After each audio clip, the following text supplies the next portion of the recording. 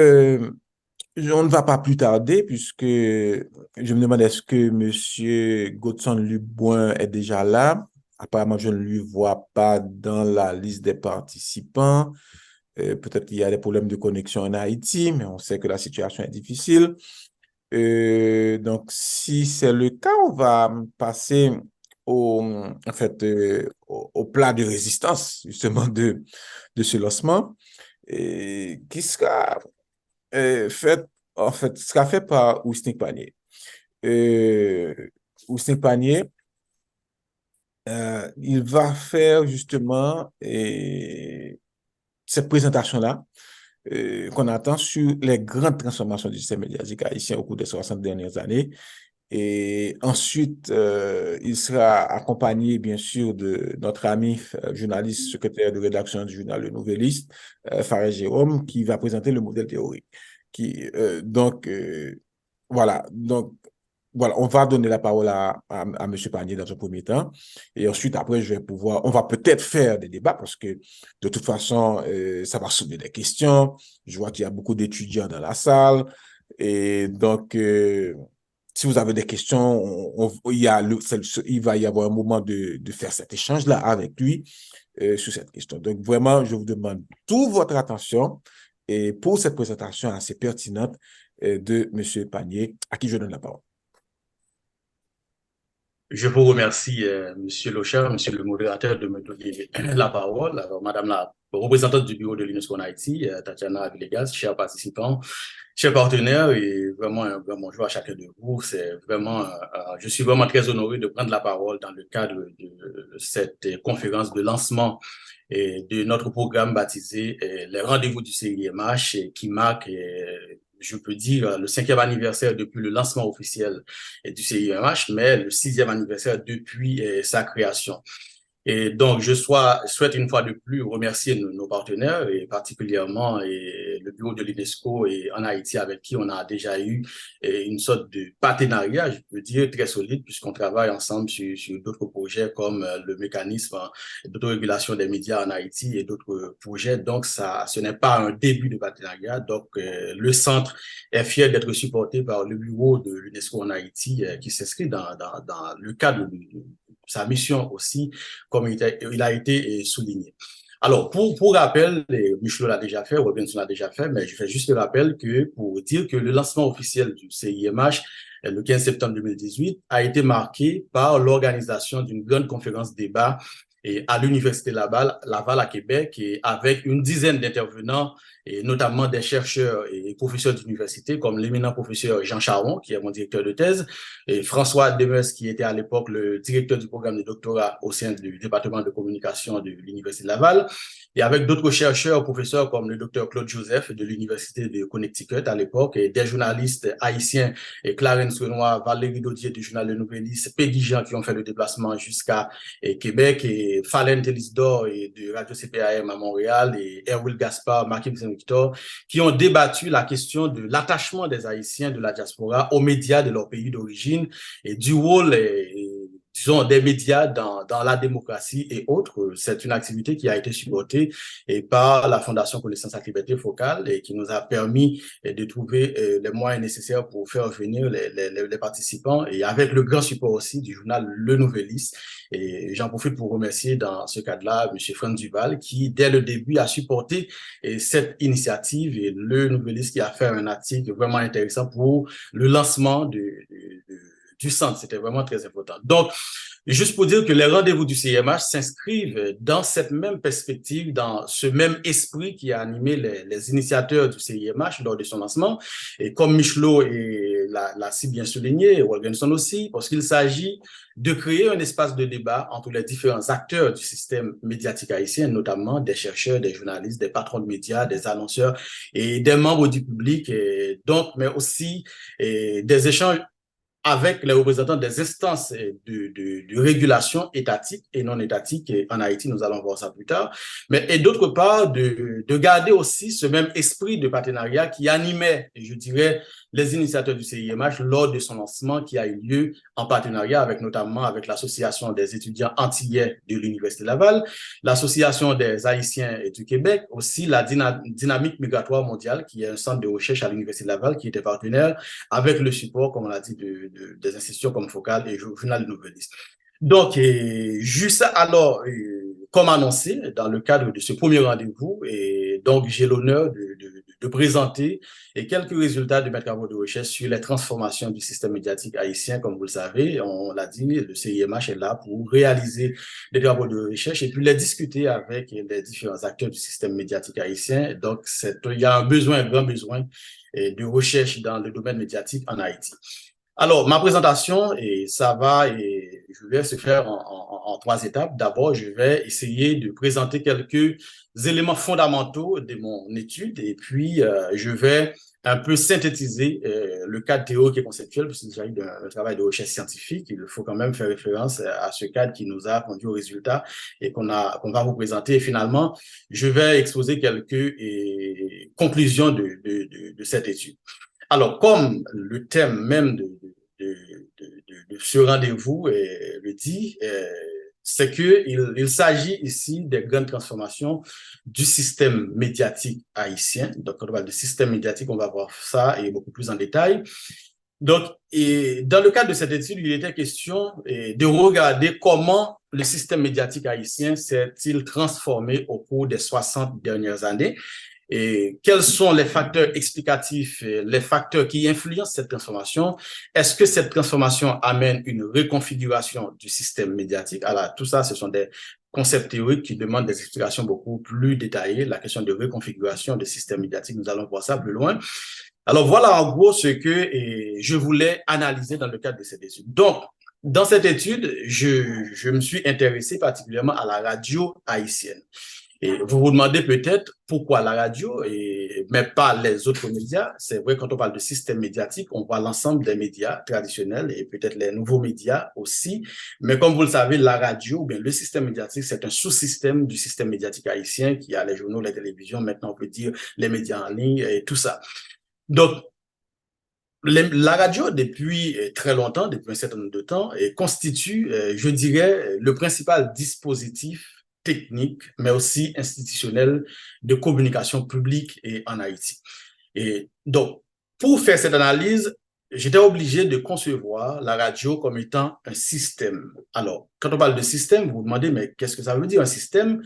Et en fait, c'est un ensemble d'acteurs qui sont dans une relation d'interdépendance. Parce que quand on parle de système médiatique, on parle d'un système de relations sociales qui est différent d'un système biologique comme le corps humain et qui est différent aussi d'un système mécanique comme un téléphone portable, un ordinateur, une voiture, un fusée, tout simplement.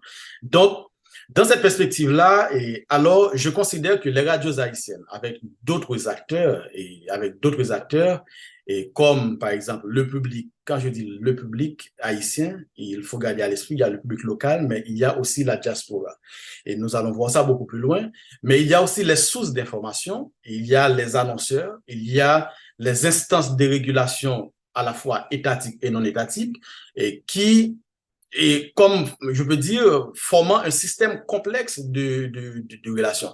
Alors, on pourra mettre d'autres acteurs dans ce système que nous analysons, mais pour les besoins de mon étude, j'avais mis le focus sur ces catégories d'acteurs du système médiatique, particulièrement le système radiophonique haïtien que j'ai analysé beaucoup plus et en profondeur. C'est-à-dire, chacun de ces acteurs, je peux dire, occupe une certaine position, mais aussi ils entretiennent certaines relations d'interdépendance les uns avec les autres. Donc, c'est essentiellement à ce type de système de relations que je m'intéresse dans le cadre de cette étude, mais dans une perspective plutôt stratégique. Dans une perspective stratégique. Alors, les relations entre les différents éléments constitutifs du système haïtien que je viens de citer, on les a analysés dans le but de comprendre aussi sa configuration, de comprendre les règles qui régissent les relations, je dirais, de pouvoir entre ces acteurs que je viens de mentionner. Bref, et pour faire court, je m'intéresse aussi aux éléments qui composent ce système. Et comme je vous ai dit, les journalistes, les radios, les annonceurs, les sources d'information et autres. Donc, je m'intéresse aussi aux relations d'interdépendance qui lient chacun des acteurs, parce que dans une approche systémique, c'est qu'il y a une interdépendance entre les acteurs, directement ou bien indirectement, parce que ce qui m'a permis de me préoccuper du fait que ce système appartient aussi à un environnement qui est composé d'autres systèmes, parce que le système médiatique est aussi, je dirais, évolue aussi et de pair avec d'autres systèmes comme le système politique, le système économique, le système culturel, et auquel ce système médiatique est lié. On ne peut pas les détacher de ce grand ensemble. Vous voyez? Donc, je m'intéresse aussi à la régulation de ce système, c'est-à-dire du fait que les acteurs de ce système agissent dans un certain cadre en fonction de certaines règles. Bon, les règles, on ne va pas les voir dans le cadre de cette étude, mais disons, dans cette présentation, et ça prendrait beaucoup de temps, mais on pourrait revenir dessus. Il s'agit notamment, par exemple, de la politisation, la précarité, Michelot l'avait mentionné dans le cadre de sa présentation, la valorisation de la langue créole, de la corruption, du faible niveau de professionnalisme et du cadre légal qui n'est pas souvent respecté en Haïti. Donc, tous ces éléments-là, dans cette étude, je me suis intéressé aussi du fait que ce système dont j'analyse est structuré en fonction de ce qu'on appelle des rapports de pouvoir. Et parce que quand on regarde, on voit que tous les acteurs du système ne sont pas toujours égaux. Et donc, c'est pourquoi dans cette étude, la structure de pouvoir, je la désigne un peu comme une configuration. Alors, la configuration, c'est-à-dire un ensemble de positions de pouvoir qui caractérisent le système.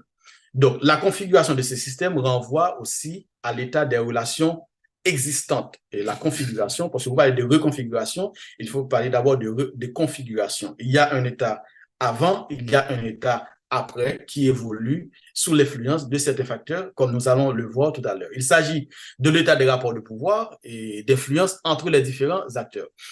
Donc, tout ce que je viens vous dire là, je les analysais du point de vue des acteurs parce que mon travail, c'était plutôt une approche hypothético-inductive et parce que je parle de l'acteur, disons, pour aboutir au système, et ce qui serait différent si j'étais dans une approche hypothético-déductive, que je pourrais partir du système pour aboutir à l'acteur. Donc,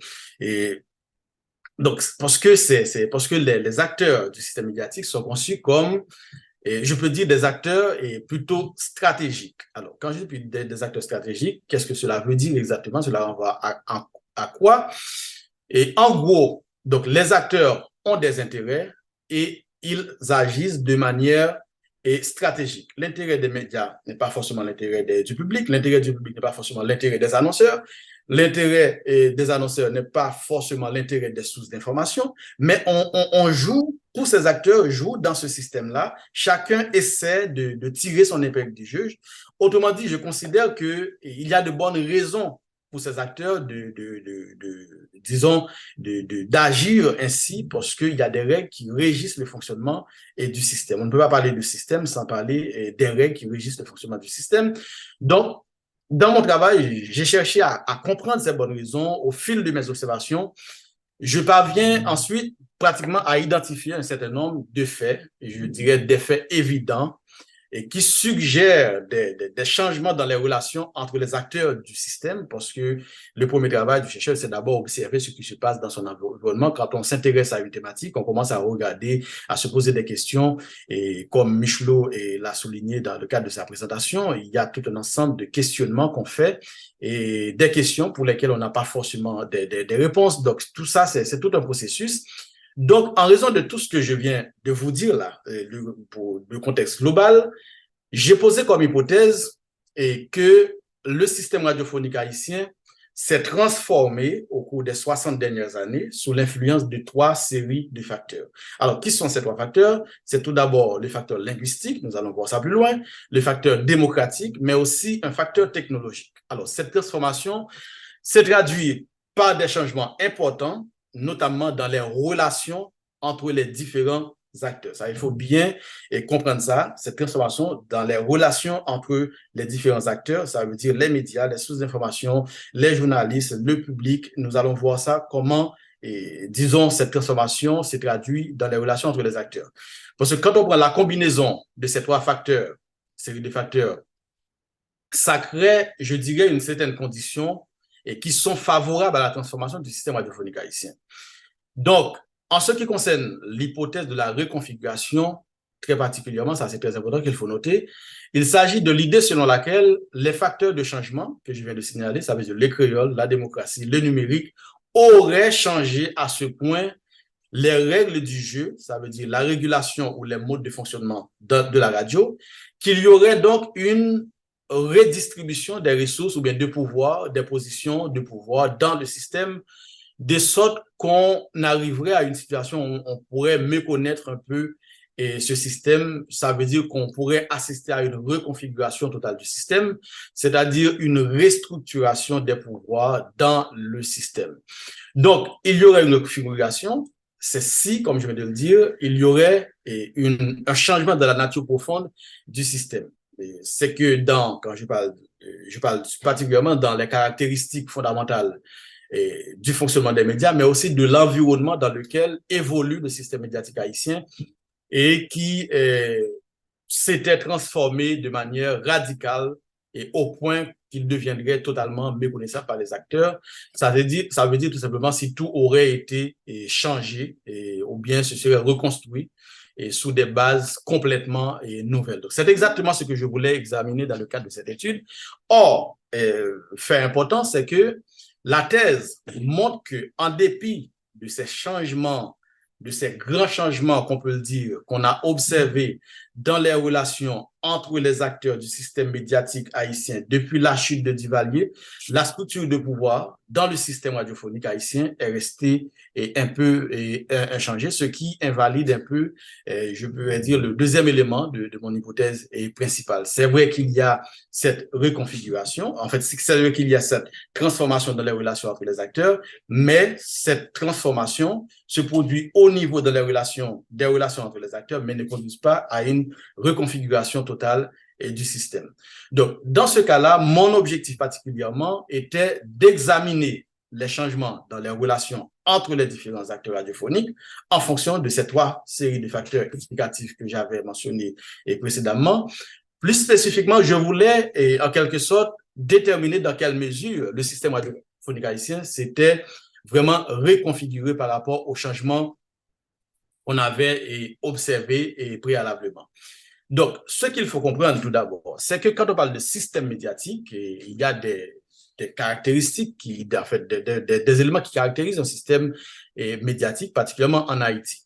Et c'est que globalement, c'est pas seulement en Haïti, mais dans tous les pays du monde, c'est qu'un système, ou bien un système est tributaire de son environnement, et ce qui explique que certaines caractéristiques du système radiophonique haïtien sont d'abord celles de son environnement, ou bien de l'environnement dans lequel évolue la radio en Haïti. Donc, il y a une influence, je dirais, importante de ces caractéristiques sur le fonctionnement du système et qui viennent aussi à constituer des règles du jeu. Et parce qu'on ne peut pas parler de système, comme je vous dis, sans évoquer la question de règles du jeu. Parce que le système radiophonique haïtien évolue notamment, et ce n'est pas aujourd'hui, dans un environnement qui est caractérisé par la précarité. Et bon, on va revenir sur le concept de précarité, mais un climat d'insécurité récurrente, ça n'a pas commencé aujourd'hui, ça, vous voyez, des crises sociopolitiques successives, et ce sont des crises qu'on vit en Haïti depuis, je peux dire, l'indépendance même d'Haïti, l'analphabétisme, la corruption, etc. Donc, pour revenir sur la question de précarité, et je l'ai déjà souligné, je reviens là-dessus, les sources de revenus pour les radios en Haïti, comme vous le savez, sont très rares et totalement insuffisantes, et si on peut le dire.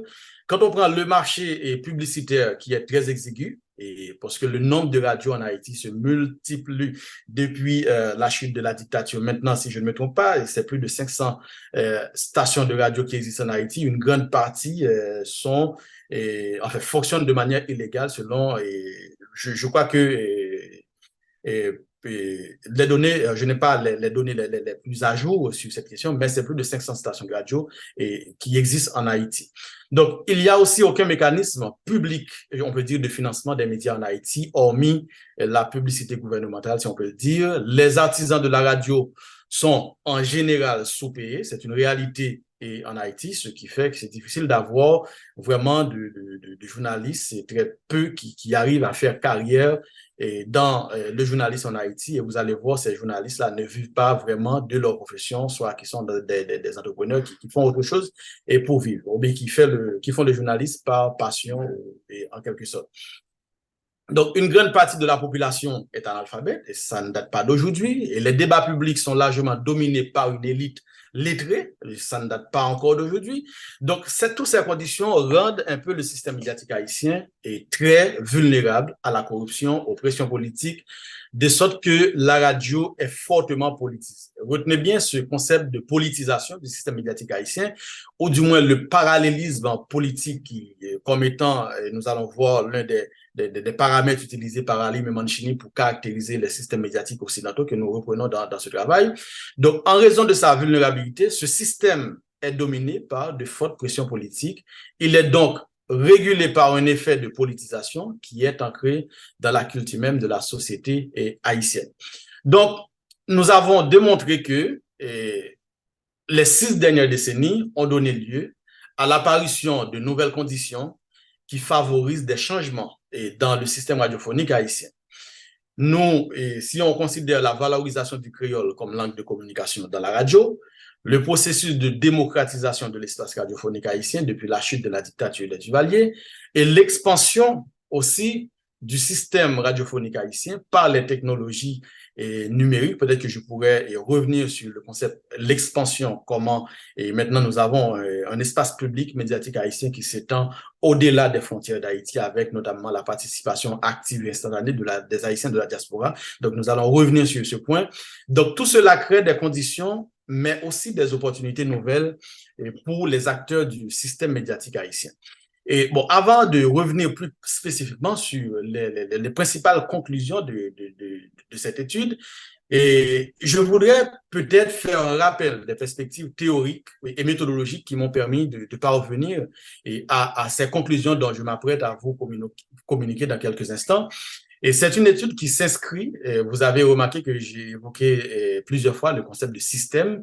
Alors, juste pour dire que c'est une étude qui s'inscrit dans une perspective systémique, ou bien, en fait, d'une perspective, je dirais, théorique multiple. Tout d'abord, elle est fondée sur des concepts centraux, mais qui sont principalement la systémique, ou bien le système médiatique, ou bien la systémique appliquée aux médias, et comme on veut, mais aussi l'analyse systémique. Vous avez remarqué que j'ai beaucoup parlé de l'analyse stratégique dans le cadre de, disons, les relations de pouvoir aussi, dans une perspective stratégique. J'ai essayé, et dans ce contexte-là, de me placer dans la position des acteurs qui essayent de se tirer leur épingle du jeu dans le fonctionnement du système. Donc, la notion de système, ça m'a servi à quoi? La notion de système m'a permis d'analyser le jeu de pouvoir, les changements dans les relations entre les acteurs du système médiatique haïtien. Or, quand on regarde à l'intérieur de ce système dont on parle, de ce système médiatique, ou bien le système radiophonique plus spécifiquement, il y a un ensemble de débats publics et il y a un ensemble d'échanges qui se tiennent entre les acteurs, entre les journalistes, le public et général, etc., ou du moins des sources d'information. En Haïti, comme vous le savez, les principales sources d'information pour les médias, c'est surtout les sources officielles du gouvernement, les parlementaires qui sont les principaux intervenants, les hommes politiques dans l'espace public médiatique en Haïti. Donc, ce débat public se réalise dans un contexte de la transformation du système radiophonique en raison, et comme on l'avait souligné, de l'utilisation du numérique par les acteurs, parce que si on prend le numérique comme un acteur nouveau qui arrive dans le jeu maintenant, qui change les conditions de pouvoir, qui change les relations entre les acteurs, ça pourrait faire l'objet d'une présentation bien spécifique, mais ça c'est vraiment important, l'arrivée du numérique, et comme étant un élément de changement, de transformation du système médiatique haïtien. Donc, quand on parle de la question de débat public, ça fait partie de mon problème de recherche, comme je viens de le souligner. Alors, Un autre point, c'est que pour analyser, disons, ces changements entre les acteurs, j'avais aussi besoin du concept d'espace public. Quand je vous dis l'espace public, comme vous le savez, qui a été théorisé par Habermas, mais je ne sais pas dans cette perspective philosophique ou normative habermasienne, mais plutôt dans une perspective beaucoup plus contemporaine liée au développement des technologies numériques.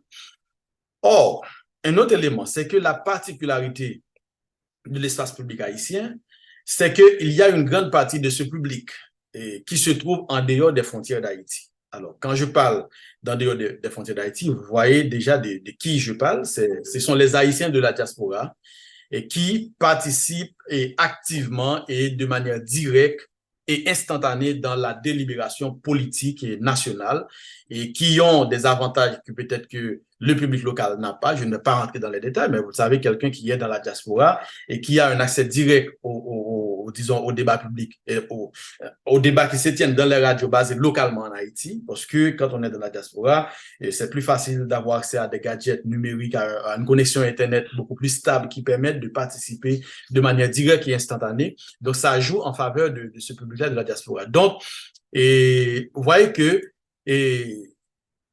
dans ce cas-là, le problème je peux dire, le problème, c'est que cette partie du public haïtien-là a une double appartenance en raison du fait que ce public intervient également dans un autre espace public qui est celui de son pays d'accueil. Les Haïtiens qui sont aux États-Unis, au Canada, en France, non seulement ils participent au débat public en Haïti, mais aussi, puisqu'ils vivent dans un autre pays, donc ils participent également au débat public, en grande partie aux débats qui se tiennent dans leur pays d'accueil. Donc, pour analyser les relations de cette composante du public et avec les médias haïtiens, j'ai fait usage du concept de transnationalisme, qui est une nouvelle approche qu'on utilise dans le champ des études sur la migration internationale. Et c'est une approche qui m'a permis en quelque sorte d'éclairer cet aspect spécifique de mon étude, qui est la participation de la diaspora dans le débat public et en Haïti, et que l'analyse systémique ou bien le concept d'espace public ne me permettent pas d'analyser. Aussi, dans un système, c'est que il faut dire que le fonctionnement, j'avais parlé de règles tout à l'heure, des règles du jeu.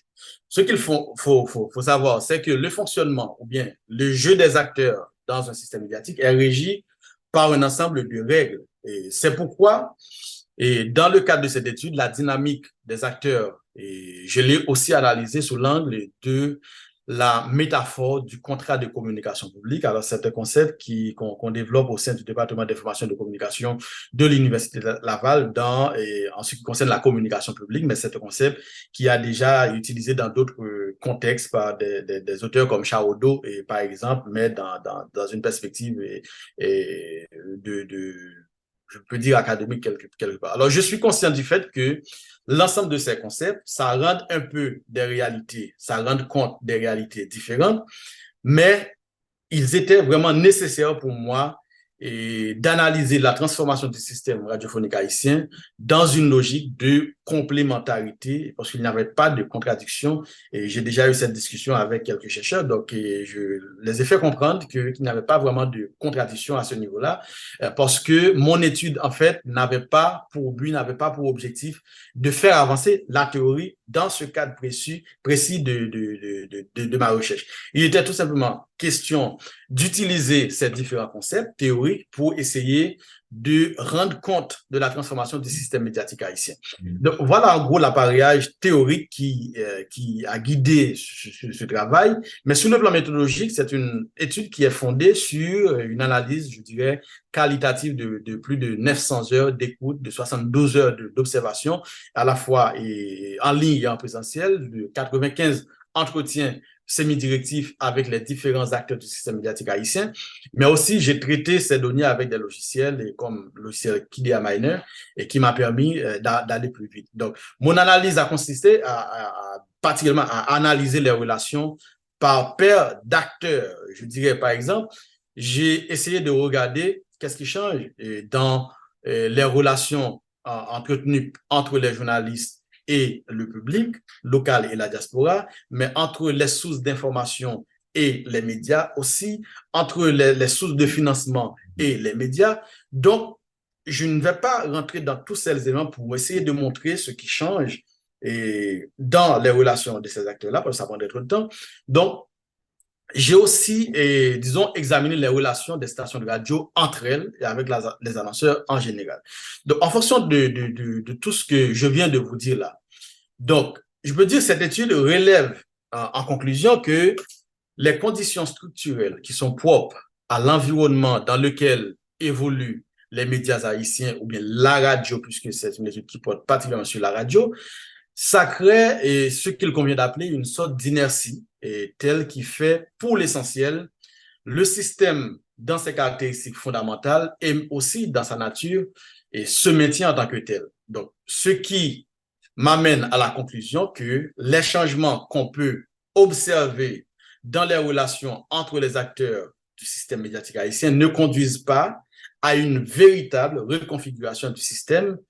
Donc, pour mieux, un peu, je peux dire, élaborer à propos de ça, pour mieux étayer cette conclusion, d'une part, je vais essayer de présenter rapidement quelques éléments de changement dans le fonctionnement du système en fonction des 3 séries de facteurs que j'ai déjà évoqués, et d'autre part, présenter quelques éléments de continuité qui expliquent cette inertie ou bien cet immobilisme des caractéristiques fondamentales du système radiophonique haïtien.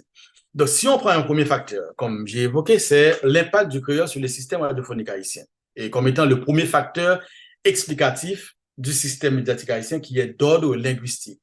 Donc, quand on considère l'introduction du créole à la radio comme langue de communication publique à partir des années 70, cela a permis en quelque sorte de mettre fin, et je dirais, à la domination du français comme langue exclusive de communication à la radio. Donc, ce qui avait pour effet immédiat de donner un accès direct ou bien de mettre fin à l'exclusion de la grande majorité de la population de l'espace radiophonique haïtien. Et parce que si le français, quelque part, était censé considérer comme étant la langue de domination, le créole est plutôt vu comme étant celui, ou bien la langue de la libération, en quelque sorte.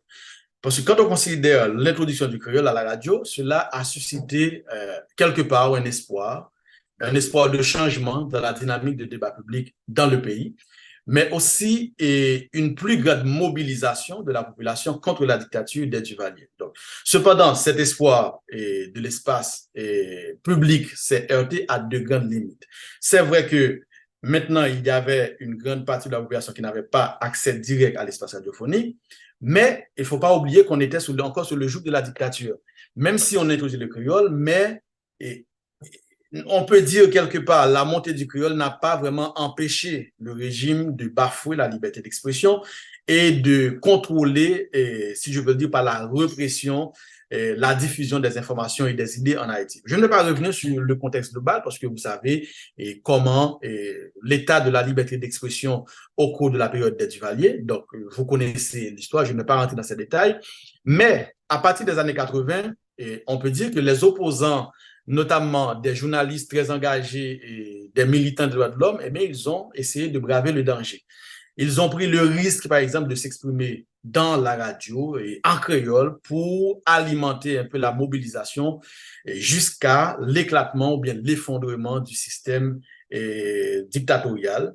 Et d'autre part, il y avait aussi des limites techniques qui excluaient un peu la majeure partie du public, de la population, au débat public. Parce que, bon, là, je ne vais pas voir les différentes formes de participation, mais si on prend les participations par téléphone, maintenant, n'importe qui peut avoir accès à un téléphone portable, mais dans le passé, un téléphone, c'était un luxe en Haïti, particulièrement un téléphone fixe, parce qu'on n'avait pas encore à cette période de téléphone portable. Donc, subséquemment, on peut dire le créole peut être considéré à la fois comme étant l'une des conditions qui a été graduellement mise en place pour parvenir à un certain nombre de changements dans le système radiophonique haïtien, particulièrement dans les pratiques de relations entre les acteurs. Donc, toutefois, il est important de souligner que cette condition-là ne joue pas forcément toute seule parce que cette condition a amené d'autres éléments. Quand on prend par exemple l'affirmation du créole cela a favorisé en quelque sorte un relâchement, si on peut dire, du contrôle de la liberté d'expression par le régime de Jean-Claude Duvalier, qui était beaucoup plus permissif que son père, parce que dans le cadre de cette étude, nous avons pu comprendre que Jean-Claude Duvalier était beaucoup plus permissif que son père et François Duvalier était beaucoup plus rigide dans ce cadre-là. En même temps, la montée du créole a favorisé la chute du régime par la mobilisation des masses populaires. Elle a été à la fois, et ce qu'on peut dire, une cause de l'affaiblissement de la dictature jusqu'à sa chute.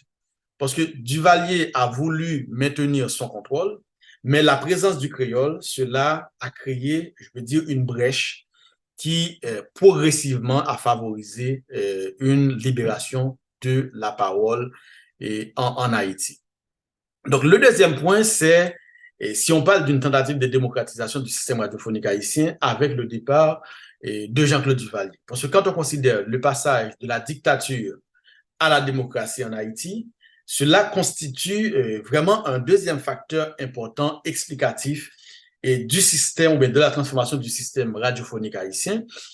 Parce que si on considère, comme on vient de le voir, les créoles avaient favorisé la chute de la dictature, donc la libération de la parole avait débuté dans une certaine mesure avant même la chute de la dictature pour des raisons que nous venons de mentionner tout à l'heure. Mais évidemment, donc le passage à la démocratie, cela quand même a créé un contexte de liberté et dans lequel on peut dire la parole contestataire n'était plus réprimée. Donc la chute de la dictature le 7 février 86, comme vous le savez, a conduit à une multiplication du nombre de stations de radio en Haïti, mais aussi la présence d'une multitude d'organisations populaires, de partis politiques. C'est comme si les gens étaient enchaînés. Maintenant, c'est la libération avec le slogan qui prévalait à l'époque, Babouquette l'a tombé. Et c'est qu'il y avait une soif de parole, en fait, aiguë, si je reprends les propos de certains participants à ces études. Donc, j'en profite pour rendre hommage, comme des gens comme Clarence Renoir, et le regretté mémoire Compère Philo, Lydiane Pierre-Paul, et Clarence, Franck Duval, et Peggy Jean, et d'autres, pour citer parmi les participants à cette étude, parmi les gens qui ont donné leur contribution à cette étude, qui ont une connaissance, je peux dire, profonde, du fonctionnement des médias en Haïti au cours de cette période-là. Et donc, voilà. Donc, quand on prend la conjugaison de la chute de la dictature avec le créole, cela a favorisé, je peux dire, la création de certains espaces démocratiques dans le système par rapport à la situation antérieure, vous voyez, la situation pendant la dictature. Donc, ça a créé une sorte d'espace démocratique. La langue des dominés, qui était le créole, a repris en quelque sorte le dessus sur le français dans l'espace public, mais aussi les dominés restent dominés en quelque sorte. Même si la radio parle leur langue, donc leur participation reste encore très marginale dans l'espace public.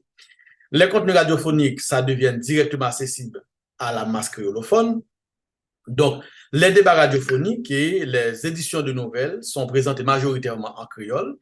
Et d'autre part, les gens aussi qui s'expriment en français et peuvent aussi désormais intervenir dans les débats radiophoniques dans la langue de la majorité, ce qui les permet de s'adresser à un public beaucoup plus large. Parce que quand on est en Haïti, on s'exprime en français, on est bien d'accord qu'on ne parle pas avec tout le monde quand on considère qu'il y a une minorité de la population et qui est en mesure de s'exprimer en français et en quelque sorte.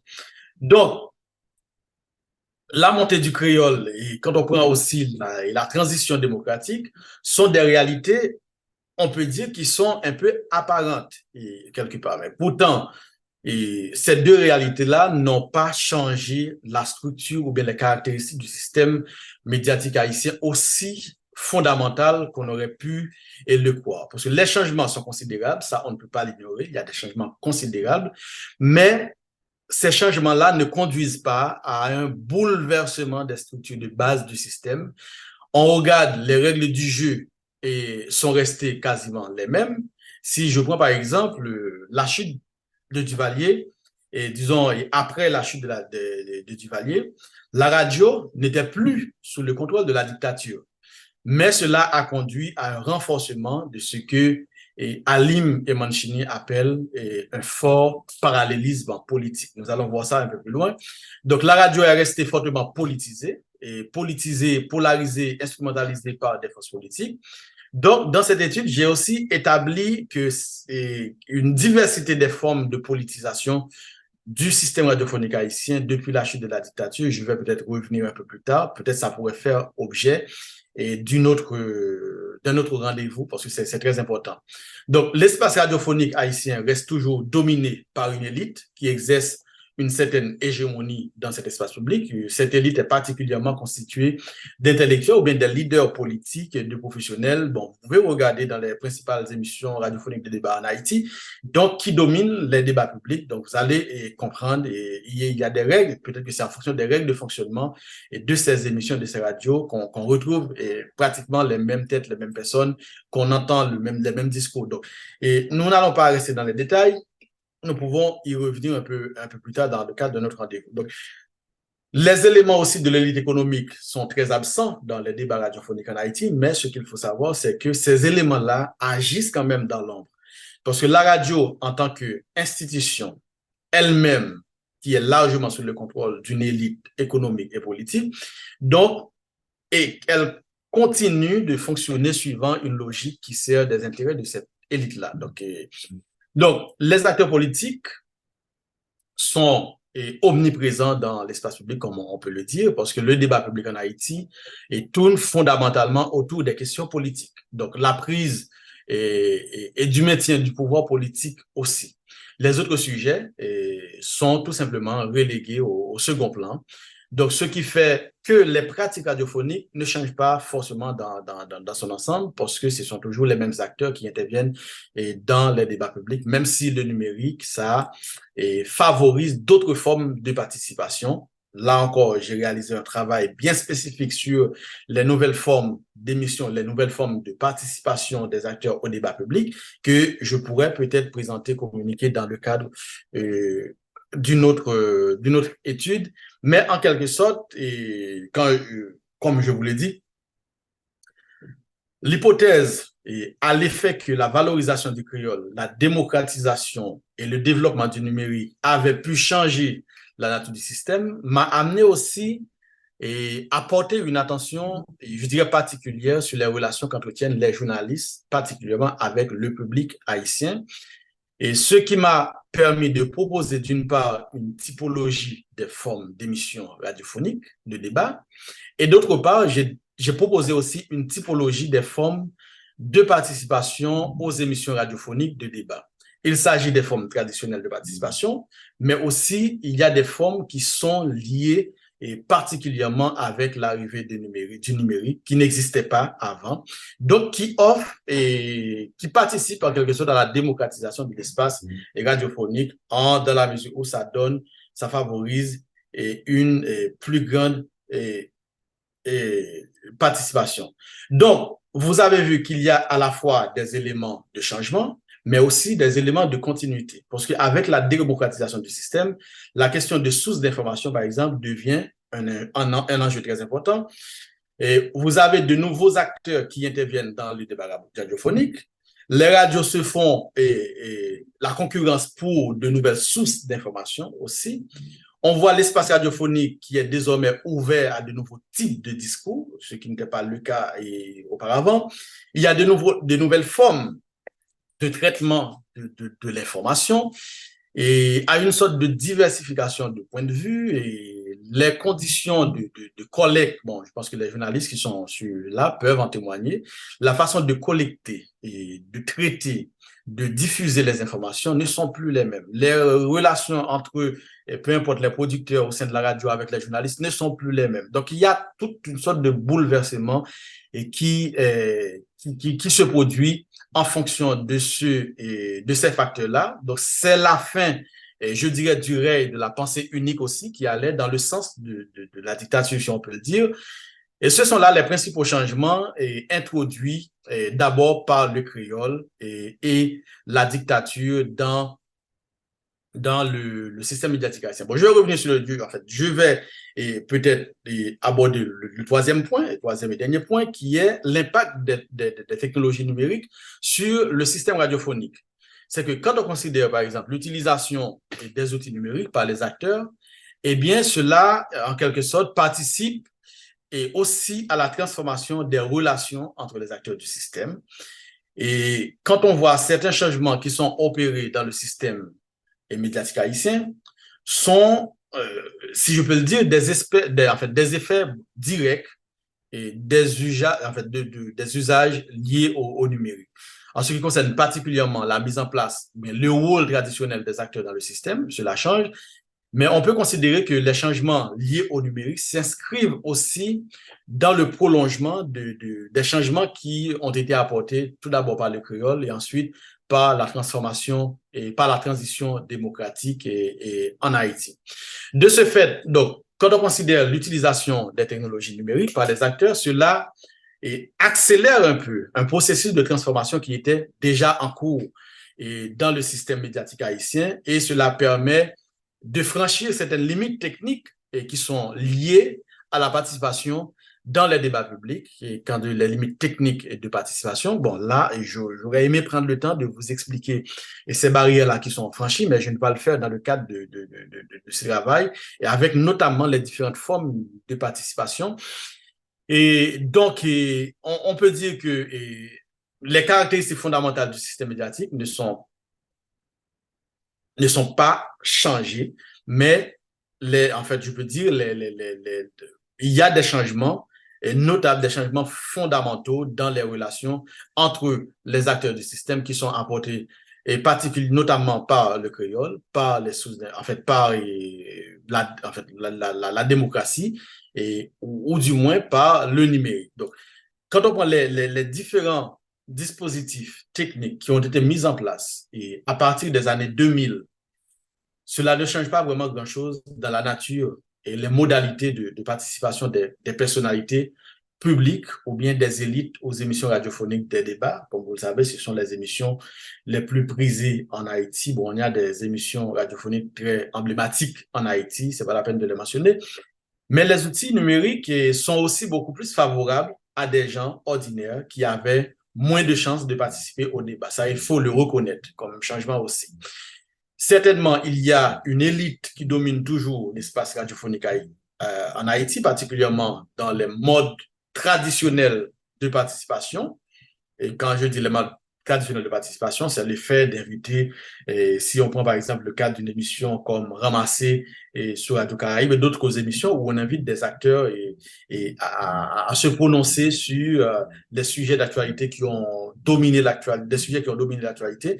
Donc on va voir et on fait souvent référence à une élite politique ou bien des gens qui sont impliqués, qui ont un rapport direct en lien avec l'actualité. Mais il y a aussi d'autres formes de participation qui favorisent d'autres types de participation. Donc, nous pouvons revenir sur ces aspects-là dans le cadre d'un autre rendez-vous. Mais si on prend aussi les Haïtiens de la diaspora, aussi deviennent des acteurs légitimes qui interviennent de manière directe et instantanée dans les débats radiophoniques en Haïti. Ces participants de la diaspora peuvent être considérés comme étant, je peux dire, le prolongement naturel de l'élite qui domine l'espace public en Haïti. Parce que si on revient beaucoup plus loin, on va voir que la première vague de migrants et haïtiens, et surtout pendant la période des Duvalier, eh bien, c'était des gens qui étaient très politisés. Quand je dis c'était des adversaires au régime au pouvoir, c'était des journalistes, c'était des militants des droits de l'homme, c'était des acteurs politiques qui ont été chassés du pays par la dictature. Eh bien, ces gens-là, comme étant des gens politisés, avaient toujours les yeux rivés sur Haïti. Et c'est pourquoi ils ont créé leurs propres médias au sein de la diaspora. Bon, j'en avais discuté avec un membre du CIMH dernièrement, Jacques Jean-Paul, et sur la nécessité de faire un rendez-vous sur je veux dire, le rôle des médias minoritaires, des médias haïtiens de la diaspora sur leur intégration dans leur pays disons, d'accueil. Et c'est une thématique qu'on va traiter dans le cadre d'un rendez-vous. Donc, pour dire que les nouvelles formes de contribution des membres du public participent aussi à une sorte de démocratisation de l'espace public haïtien, parce qu'il n'y a plus de limite technique, entre guillemets, à la participation des utilisateurs et des outils numériques, parce qu'il y a, il peut y avoir, on peut dire, des limites sociales, des limites politiques et culturelles qui font que c'est toujours une élite lettrée qui domine, disons. Et quand on prend les formes de participation écrites, par exemple, qui sont par leur nature la plus démocratique, en ce sens qu'elle ne nécessite pas l'invitation ou l'approbation de l'animateur d'une émission pour participer. Donc, cela est aussi favorable à une élite, on peut dire l'élite lettrée. Lettrée parce que quelqu'un qui ne sait pas lire, qui ne sait pas écrire, ne peut pas faire usage de cette participation écrite. Et donc là, il y a toujours quelques limites. Voilà. Donc, les relations entre les journalistes et l'auditoire, ça change aussi la nature de la dynamique des débats radiophoniques parce que, comme je l'avais souligné précédemment, parce que les pratiques de collecte, de traitement, de diffusion des informations, ça change considérablement.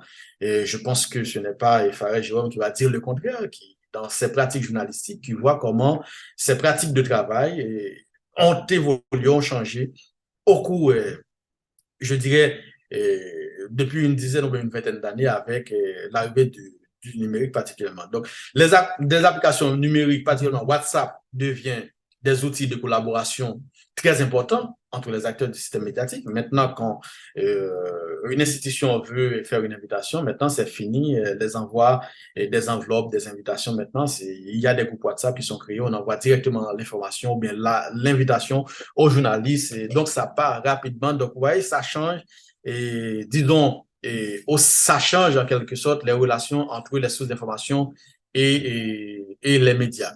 Donc, il y a aussi une transformation des infrastructures techniques des stations de radio, mais aussi une meilleure collaboration entre les collègues de travail. Moi, j'ai déjà vécu, alors, ce qu'il faut savoir, c'est que moi aussi, j'étais journaliste pendant 5 ans et j'ai vécu, disons, cette transition, cette démo, en fait, cette transformation-là au sein même de la salle des nouvelles de Signal FM depuis, bon, je ne vais pas rentrer dans les détails. Donc, on a vu aussi le jeu de la concurrence qui se jouait uniquement entre les radios pour les sources nécessaires à leur fonctionnement, implique désormais d'autres acteurs du système.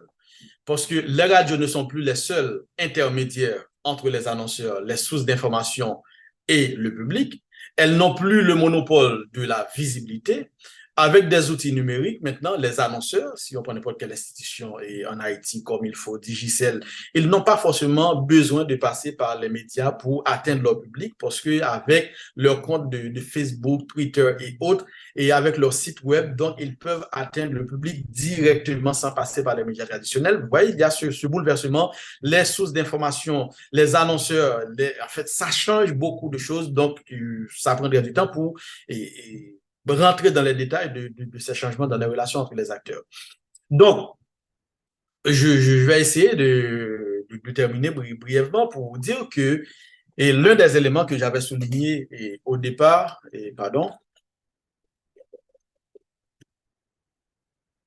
c'est la politisation du système radiophonique haïtien que nous considérons aussi comme étant un élément de continuité. Donc, on avait prévu de faire, disons, un rendez-vous spécifiquement autour de cette thématique lors des discussions qu'on a eues au sein du comité du CIMH.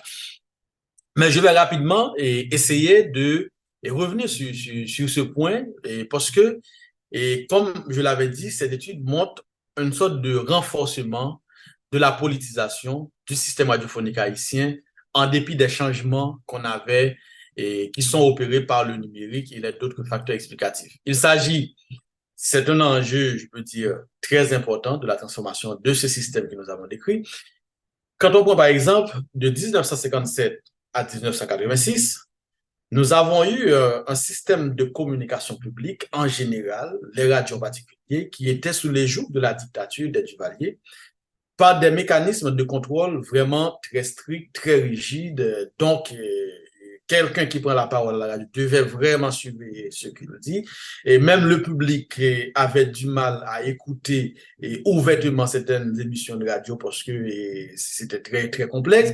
Donc, cette politisation de la radio n'a pas changé avec la montée du créole, ni avec la chute de la dictature, encore moins avec le développement numérique. Ce qui paraît peut-être bizarre pour quelqu'un, mais c'est ce qu'a révélé notre étude. Parce que la radio est toujours restée un outil, je dirais, très puissant aux mains des forces politiques. La politisation, ça continue sous une autre forme. Parce que les changements qu'on a observés s'inscrivent dans une continuité des structures de base du système. La politisation se manifeste tout d'abord depuis la chute de la dictature par, je peux dire, le mode de propriété des radios. Il y a de plus en plus de leaders politiques en Haïti, ou bien des gens qui sont en relation directe avec la politique, qui cherchent à se procurer, ou bien qui détiennent leur propre station de radio et qui servent aussi leur propre instrument de propagande. Nous allons voir ça particulièrement dans les villes de province. Une grande partie des stations de radio dans les villes de province appartiennent à des sénateurs, des députés, ou bien qui, et bon, ça veut dire ce que cela veut dire, donc qui sont des canaux de communication, je peux dire politiques et partisanes.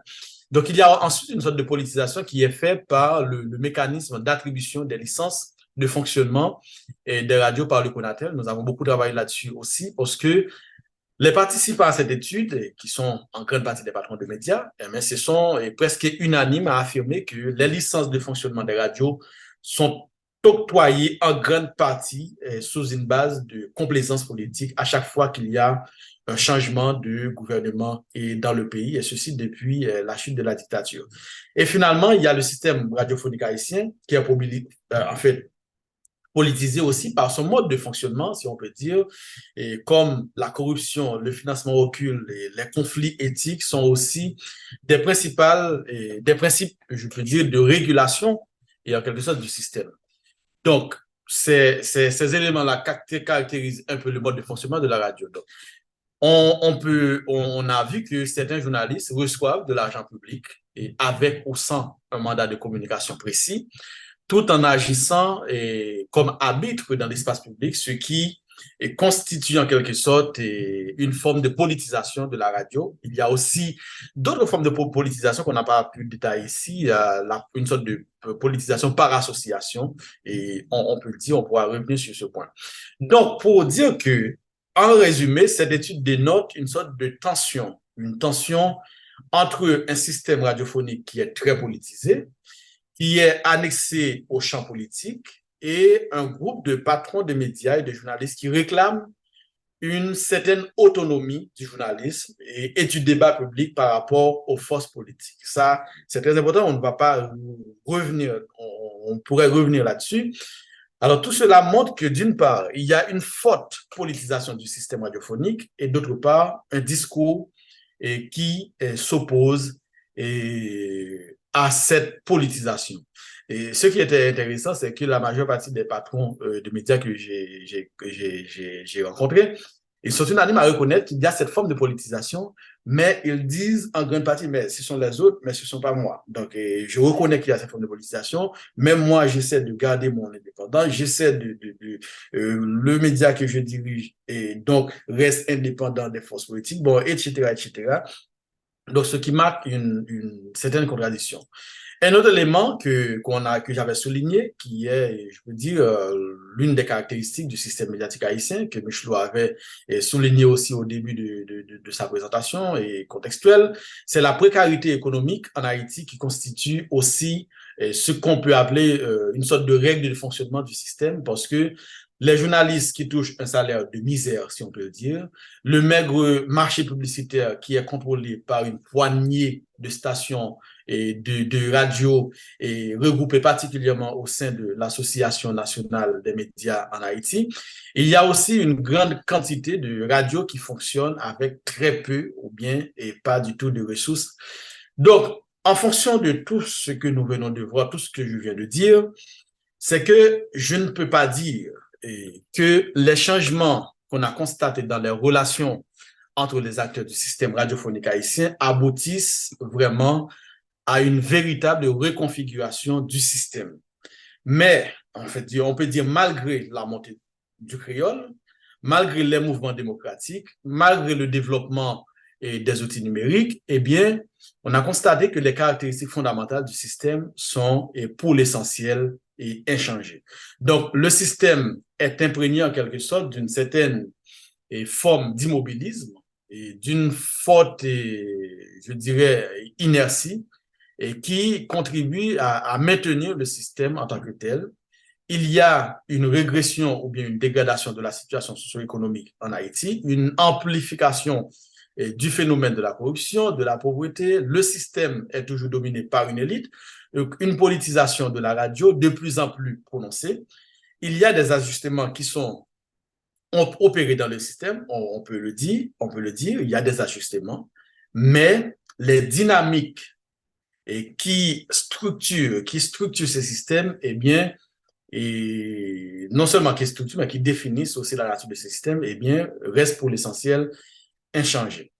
Donc, voilà, en quelque sorte, et avant de terminer, je voulais peut-être noter certaines limites à cette étude parce que je travaille sur un terrain qui est encore quasiment vieil, si on peut le dire, parce que le système radiophonique haïtien n'a pratiquement pas encore été documenté comme il faut, et ce qui donne du relief aussi à la contribution à mon étude, à l'avancement de la connaissance. Donc, chacun des points en grande partie que j'ai évoqués pourrait faire l'objet d'autres études. Ça, c'est comme des fenêtres que j'ai ouvertes. J'ai ouvert plein de fenêtres qui n'ont pas encore été refermées. Je travaille sur d'autres aspects à la production d'autres aspects que j'ai développés ici, qui vont être publiés sous forme d'articles scientifiques. Et c'est un chantier ouvert, la transformation du système médiatique haïtien. Mais ce travail offre, je peux dire, des perspectives très larges à des gens qui veulent continuer ce travail de base que j'ai réalisé. Donc, c'est le travail qui m'a permis de voir comment la singularité du système médiatique haïtien fait de lui un terrain vraiment fertile pour faire avancer les connaissances dans le domaine de la communication publique en général.